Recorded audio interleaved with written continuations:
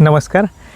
आपण आलो आहेत बाणगाव तालुका चाळीसगाव जिल्हा जळगाव येथील प्रयोगशील शेतकरी माननीय शुभम भाऊ पाटील यांच्या शेतात.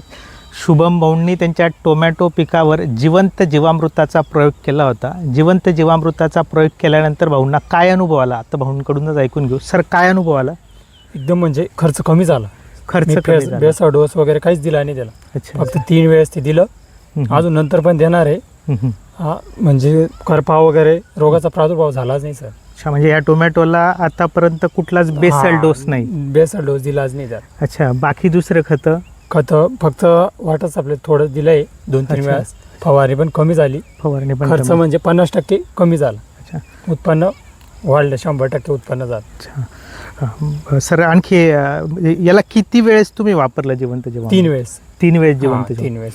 अच्छा. तुम्ही याच्या अगोदर जिवंत जीवामृताचा अनुभव घेतला होता का? हो, घेतला. अच्छा. कुठल्या पिकावर? टरबूजसाठी. अच्छा. टरबूजवर तुम्हाला काय टरबूजने आवरत चाना दिला. वेल फाटण्याचा त्याचा रोग तो आला नाही. अच्छा. म्हणजे थोडक्यात टरबूजवर वेल फाटणं कमी झालं, हो, कमी ॲव्हरेज पण झालं. चांगलं. हो. अच्छा भाऊ, याच्यावर करपा आणि गावात पण बरेच लोक टोमॅटो लावतात.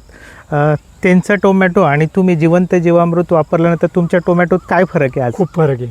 ग्रोथ वगैरे, सेटिंग वगैरे एकदम फरक खूपच. सर, तुम्ही शेतकऱ्यांना काय सांगाल की जिवंत जीवामृताचा वापर केला पाहिजे का? केलाच पाहिजे.